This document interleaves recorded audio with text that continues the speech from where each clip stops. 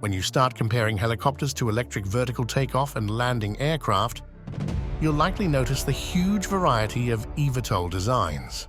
From different but relatively simple multicopters, continuing with lift and cruise, or tilting rotors air taxis, and not even ending with complex transformers.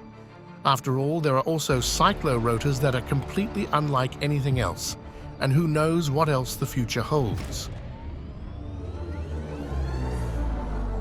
Meanwhile, helicopter designs seem pretty standard, and even in the latest models, everything is quite familiar.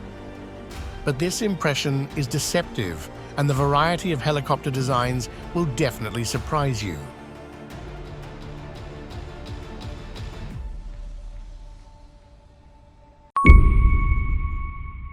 In the 15th century, Leonardo da Vinci drew what was probably the first vertical takeoff vehicle in history, the aerial screw. The rotation of such a screw can indeed create enough lift for flight, but only if modern materials and engines are used. Today it is obvious that driven by only 4 human forces as intended, such a VTOL aircraft, if it were built, would not get off the ground. The lift generated is negligible for such weight. Although we are interested in rotorcraft, it is worth noting for the sake of completeness of history that the first time a person ascended into the air was thanks to a hot air balloon in 1783. And in 1852, controlled flights were already being conducted with steam-powered airships. But these flights operate on a different principle, aerostatics, when lighter gas or heated air was displaced by denser air near the ground, similar to how water pushes lighter objects upwards. By the way, this basis was used in China for signaling even before our era, and the first rotorcrafts, or bamboo dragonflies, were launched even earlier. But in order to lift a person into the air, the early inventors lacked a true understanding of lift, as well as a sufficiently powerful and compact engine. There were also no light and durable materials. Nevertheless, there were many attempts to take off, even using a steam engine. No, not this one. It can be quite compact, and from this French flight demonstrator with counter-rotating rotors, a new word emerged: helicopter. Funny, but this particular one never took off. But still, it was the steam engine that first lifted man off the ground, although just barely above a cat's ears. This incredible machine was equipped with a 20-horsepower engine, folding bat wings, and propellers shaped like bird feathers. 13 years later, the Wright brothers made their first flight in a truly controllable aircraft powered by a gasoline engine.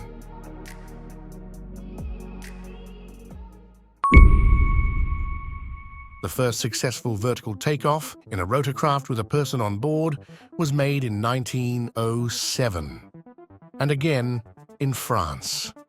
In addition, a little later in the same year, another helicopter took off. Both of these machines used internal combustion engines, 50 and 24 horsepower accordingly. The entire structure of Breguet Richer quadcopter weighed 500 kilograms without a pilot and rose only 1.5 meters in a matter of seconds, as it was completely uncontrollable. Amazingly, 100 years later, Canadian students managed to rise higher on a similar quadcopter design using just 1 human power. At peak, it's equivalent to 1.5 horsepower with a weight of 73 kilograms. Awful power-to-weight ratio. However, they had at their disposal a better understanding of aerodynamics, including ground effect, as well as carbon fiber tubes. The entire structure weighed 10 times less than the first quadcopter, only 55 kilograms, and spanned 47 meters in width, compared to 18 meters for the Pioneer. After the upgrade, Canadian students even managed to achieve control by tilting the pilot. But 100 years ago, control became the main obstacle in the development of helicopters for 3 decades. The testing phase was ruthless, with numerous bold and ridiculous designs. Among them were ornithopters and jumping umbrellas. a carousel of planes trying to lift a helicopter, and some kind of rethinking of Da Vinci's aerial screw and first cyclorotors. But for a long time, the inventors were unable to achieve stable flight, much less sane controllability.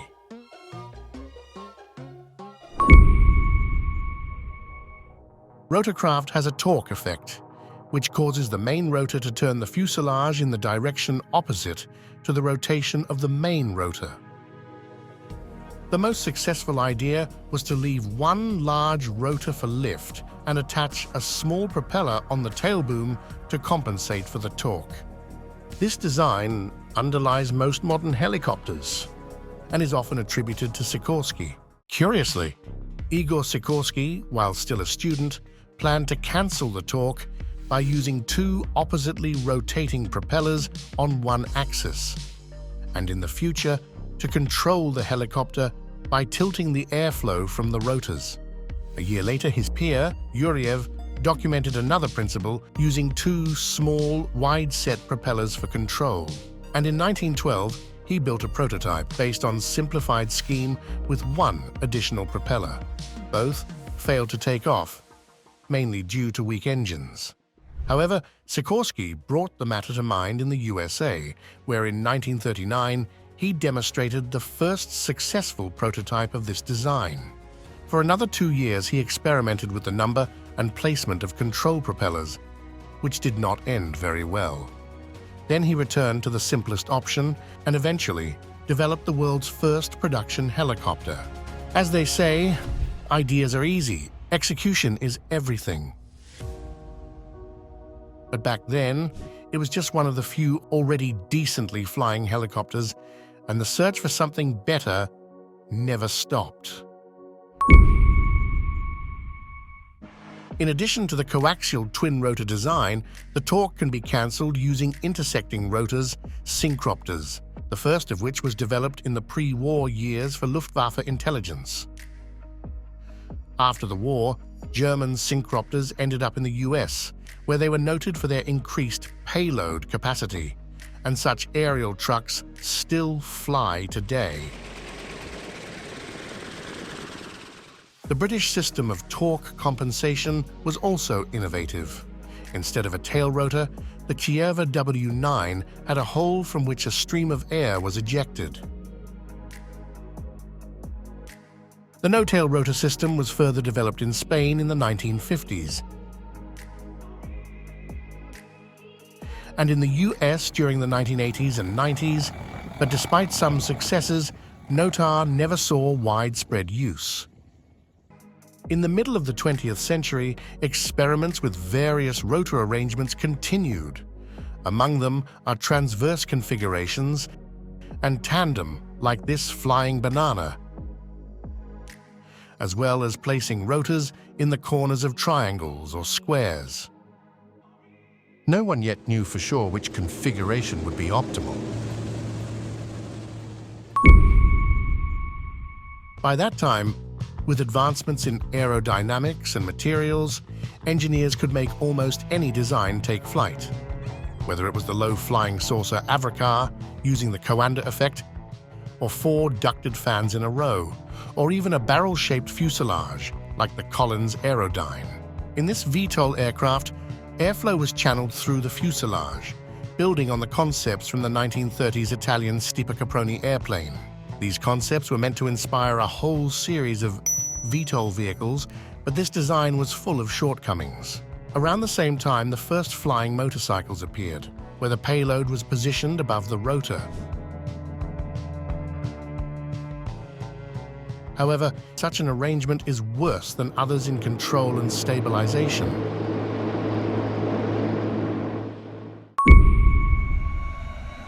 The first successful helicopter with a gas turbine engine took off in 1955. A turboshaft engine is much more powerful than a piston power plant, but an order of magnitude more expensive. It has far fewer parts, so it runs more smoothly and with less vibration. For these reasons, it is used in premium and military helicopters. But at first, jet engines were used in a rather unusual way. Take a closer look at this helicopter. It has only one rotor on top and no tail rotor at all, and yet it is quite controllable. How do they do this? In turboshaft helicopters, hot gases from the engine drive a turbine, which spins a shaft that, through various gears and mechanisms, turns the rotors. Here, the driving force is created inside the helicopter body, outside the rotor. But they are mechanically connected, so a torque effect occurs between them. In tip jet helicopters, the small ramjet engines themselves were mounted on the tips of the blades. A combustible mixture was supplied to them through the rotor head. The second option for tip jet helicopters is to exhaust compressed air from the tips of the blades using a pressure jet engine located inside the fuselage. Today, enthusiasts play around with electric propellers at the ends of the blades, but the idea remains the same. With this design, the driving force is created at the tips of the rotor blades and is not transmitted through the shaft, so there is no torque effect and there is no need for a compensating tail rotor. By the way, it was envisioned back in 1911. Such a propulsion system is very compact, making it possible to easily store a tip-jet helicopter in a garage next to a car. Yet it can also be powerful enough to lift 50 or more people vertically, as seen in this fascinating British gyroplane. In this aircraft, 4 tip jets were used exclusively for vertical takeoff and landing. 2 turboprop engines provided the thrust for horizontal flight, while the main rotor operated in auto-rotation mode. However, tip jet helicopters never gained widespread use. Besides their significantly higher fuel consumption, this design was distinguished by unacceptably high levels of high-frequency noise. But this transformer perhaps the world's first flying car. In addition to combustion chambers at the rotor tips, a conventional piston engine spins a propeller for horizontal flight and for driving.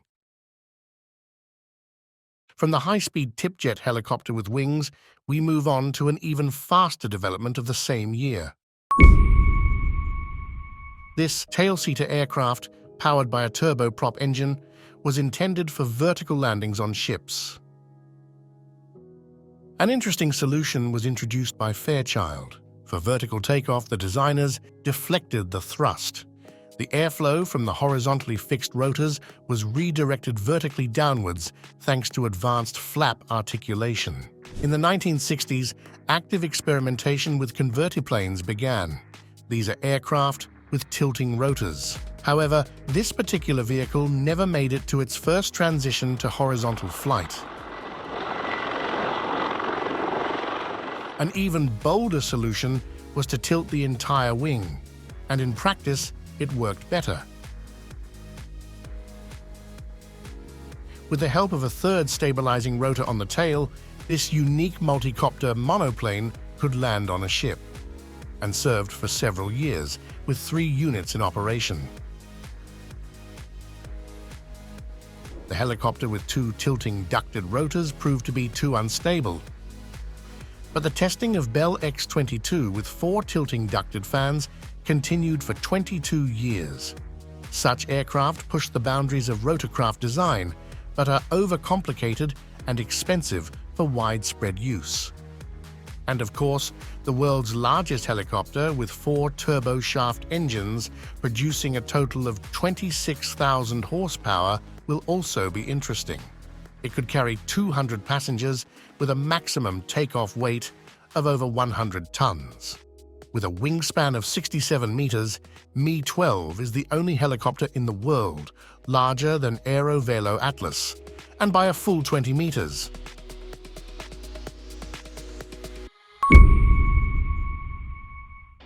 It is worth quickly mentioning jet VTOLs, which also know how to surprise and impress. Here, a turbojet engine is used to generate thrust directly through reactive force, eliminating the need for rotors.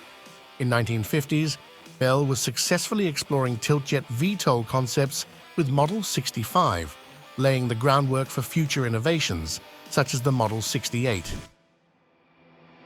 At first glance, you wouldn't expect this aircraft to be capable of vertical takeoff, Its engines are fixed but feature thrust deflectors positioned at the aircraft's center of gravity.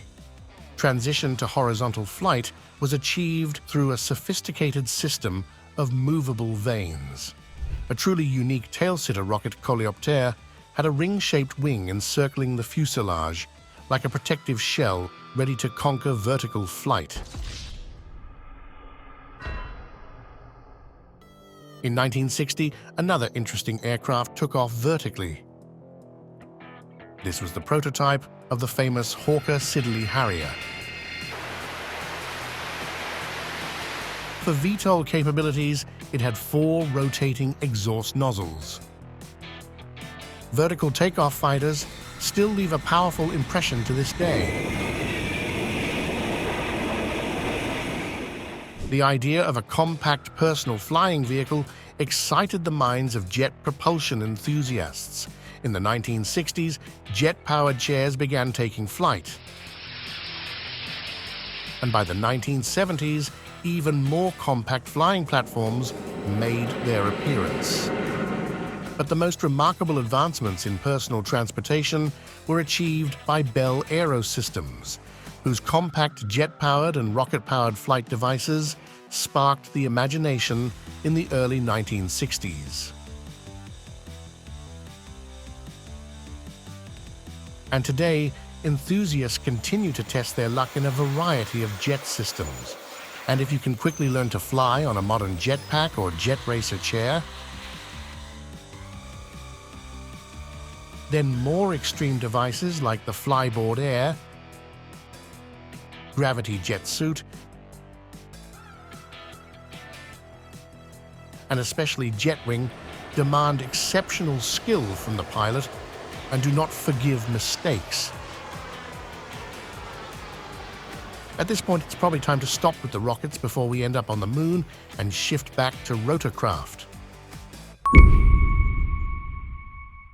As you can see, the diversity of VTOL vehicle designs in 1967 was already impressive. After the 1970s, the number of experiments with new designs significantly decreased, and most improvements were made to what was already working well.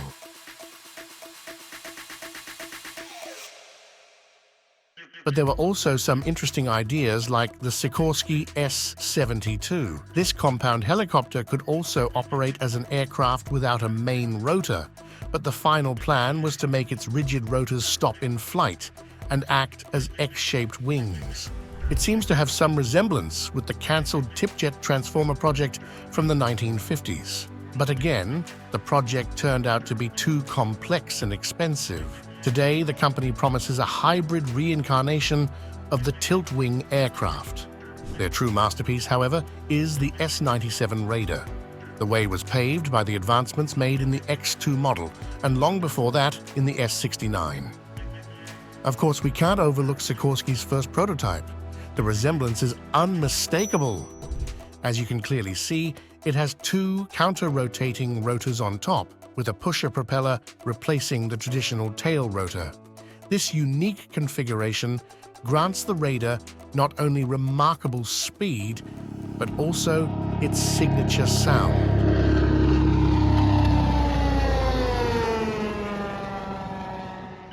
In Bell Helicopter, after 4 ducted rotors, decided to stop at 2, but open and huge. From the XV-15 came the legendary multi-mission transformer V-22 Osprey, which has a cruise speed twice as high as conventional helicopters, more than 500 kilometers per hour. However, such performance came at a cost, and this type of converter plane experienced more incidents compared to other rotorcraft, particularly during its early development and testing phases. The fact is that even the slightest desynchronization in the complex tilting mechanisms of the transverse rotor configuration, the failure of one engine, or a dangerous and hard-to-explain vortex ring state can lead to disaster. While the traditional helicopter design with 1 or 2 coaxial main rotors supports auto-rotation, meaning even if the only engine fails, a skilled pilot can safely land the machine, using the energy of the fall accumulated in the rotation of the rotor.